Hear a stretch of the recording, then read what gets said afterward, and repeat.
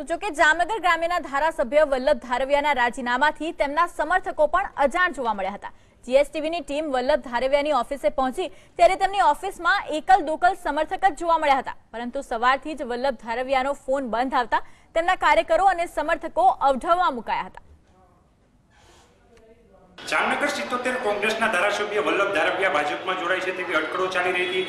9 માર્ચે જ્યારે વલ્લભભાઈ ધારવિયા સાથે આ અંગે જીએસટીવી વાત કરી ત્યારે પણ એમને આ વાત નકારી કાઢી છે। તે કોંગ્રેસના સૈનિક છે અને કોંગ્રેસમાં રહેશે એવી એમને વાત ઉચ્ચારી હતી। ત્યારે હાલ ધારાસભ્ય વલ્લભભાઈ છે અધ્યક્ષને રાજીનામું આપવા પહોંચ્યા છે તેવા સમાચાર મળી રહ્યા છે। ત્યારે જીએસટીવી આવી પહોંચ્યું છે વલ્લભભાઈ ધારવિયાની જામનગર ખાતેની ઓફિસે। આપણે આ ઓફિસમાં જે વાત કરીએ તો ઓફિસમાં શું છે માહોલ એ આપણે જોઈએ।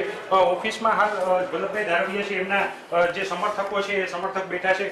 ખાસ કરીને વલ્લભભાઈ ક્યાં છે આપણે ખ્યાલ છે?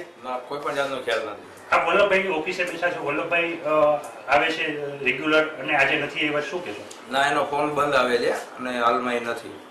તો વાત કરવામાં આવી હાલ વલ્લભભાઈ છે એ આવ્યા નથી, સવારથી જ એનો સમર્થકો છે કેટલાક સમર્થકો આવી રહ્યા છે। આ સમાચાર પણ ક્યાંક ને ક્યાંક વહેતા થયા છે। 9 તારીખે જ્યારે વલ્લભભાઈએ સમગ્ર મુદ્દે એવું કહ્યું હતું કે કોંગ્રેસમાં છે ને કોંગ્રેસમાં રહેવાના છે, પરંતુ આ રાજકારણ છે। લોકસભાની ચૂંટણી પહેલા જો વાત કરવામાં આવે તો લોકસભાની ચૂંટણી પહેલા અનેક તોડમાળોની રાજનીતિ ચાલતી હોય છે, ત્યારે કોંગ્રેસના ધારાસભ્યો છે ભાજપમાં ખેડવાની જે પ્રક્રિયા ચાલી રહી છે ત્યારે રાજકીય સ્ટ્રાઇક કરવાની પક્ષાંતરની જે પ્રવૃત્તિઓ છે વધુ ને વધુ તેજ બની છે। હાલ તો આ તમામ જે ભાજપમાં જોડાવાની વાત છે અટકળો જ કહી શકાય, પરંતુ જે તરફ બીજી તરફ વાત કરવામાં આવે તો વલ્લભભાઈએ રાજીનામું પણ આપી દીધું છે એવી વાત પણ સામે આવી રહી છે। ત્યારે જોવાનું રહેશે કે ભાજપમાં વલ્લભભાઈ જોડાય છે કે કેમ। કિંજલ કારસરિયા, જીએસટીવી, જામનગર। ધારાસભ્ય વલ્લભ ધારવિયાના રાજીનામાથી આ પહેલા તેમના સમર્થકો પણ અજાણ હતા। સંવાદદાતા કિંજલ જોડાઈ ચૂક્યા છે। કિંજલ, જે પ્રમાણે પહેલા વલ્લભ ધારવિયાના સમર્થકો અજાણ હતા, હાલ સમર્થકોમાં કેવા પ્રકારનો માહોલ જોવા મળી રહ્યો છે?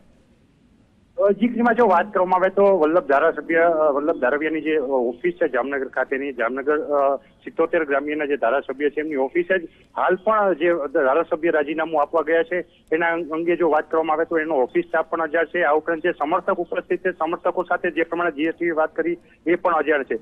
જો વાત કરવામાં આવે વલ્લભ ધારવિયાના રાજીનામાને લઈને જે પ્રકારે અટકળો ચાલી રહી હતી છેલ્લા ઘણા સમયથી જામનગરના 2 ધારાસભ્યો ભાજપના સંપર્કમાં હોવાની વાત આવી રહી હતી। આ અંગે જ્યારે જીએસટીવીએ જે પ્રકારે રાજ્ય સરકારના જે હમણાં તાજેતરનું જે મંત્રીમંડળનું વિસ્તરણ થયું હતું ત્યારે હકુબા જાડેજા જ્યારે મંત્રી બન્યા હતા તે દરમિયાન જ વલ્લભ ધારવિયાની પ્રતિક્રિયા લેવામાં આવી હતી। ત્યારે વલ્લભ ધારવિયાએ ચોક્કસ જણાવ્યું હતું કે તેઓ કોંગ્રેસના સિપાહી છે અને કોંગ્રેસમાં જ રહેવાના છે, પરંતુ ક્યાંક ને ક્યાંક એવી વાત આવતી હતી કે હાર્દિક પટેલને જામનગરમાંથી ચૂંટણી લડવામાં આવે તો પેરાશૂટ ઉમેદવારને લઈને આપણે એમનું સ્ટેન્ડ પણ જાણ્યું હતું। એ સમય દરમિયાન એમને પાર્ટીમાં હોવાનો, પાર્ટીના વફાદાર હોવાનો કક્કો ઘૂંટ્યો હતો, પરંતુ આજે જ્યારે વલ્લભ ધારવિયા છે વિધિવત રાજીનામું પણ આપી દીધું છે, પરંતુ હાલ એમની ઓફિસે આ સમગ્ર ઘટનાક્રમને લઈને એનો સ્ટાફ અને સમર્થકો છે અજાણ છે। બીજી તરફ વાત કરવામાં આવે તો હાર્દિકના જે પ્રમાણે કોંગ્રેસમાં પ્રવેશને લઈ અને જામનગરથી ચૂંટણી લડવાનો હોય તેવી બાબતોને લઈને વલ્લભ ધારવિયાએ રાજીનામું આપી શક્યું હોય તેવું પણ ચોક્કસ કહી શકાય છે।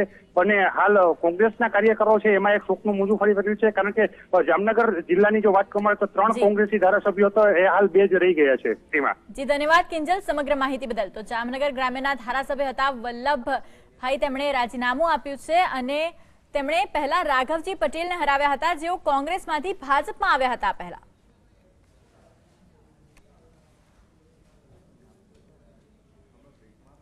ધારાસભ્ય વલ્લભ ધારવિયાએ રાજીનામું આપ્યું છે। છેલ્લા 3 દિવસમાં રાજીનામાનો દોર ચાલી રહ્યો છે। વલ્લભ ધારવિયા પણ ભાજપમાં જોડાય તેવી શક્યતા સેવાઈ રહી છે। વલ્લભ ધારવિયાના સમર્થકો આ પહેલા રાજીનામાથી અજાણ હતા અને રાજીનામું આપવામાં આવ્યું વલ્લભ ધારવિયા દ્વારા।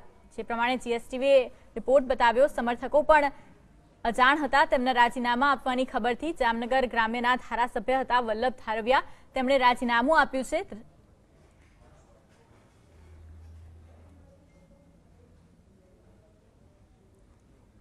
વલ્લભ ધારવિયા, જવાહર ચાવડા અને પરસોત્તમ સાબરિયા એક પછી એક રાજીનામાનો દોર અને કોંગ્રેસમાંથી 3 રાજીનામા, 3 ધારાસભ્યોએ કોંગ્રેસમાંથી રાજીનામા આપ્યા। પહેલા પરસોત્તમ સાબરિયા, જવાહર ચાવડા અને વલ્લભ ધારવિયા। આજે વલ્લભ ધારવિયાએ પણ રાજીનામું આપ્યું છે। સમર્થકો પણ રાજીનામાથી અજાણ હતા ત્યારે વલ્લભ ધારવિયાએ આજે રાજીનામું આપ્યું અને કોંગ્રેસના ધારાસભ્ય વલ્લભ ધારવિયાએ આજે રાજીનામું આપ્યું છે। ત્યારે જામનગર ગ્રામ્યના તેઓ ધારાસભ્ય હતા અને આ પહેલા તેઓએ ભાજપના ધારાસભ્યને હરાવ્યા હતા।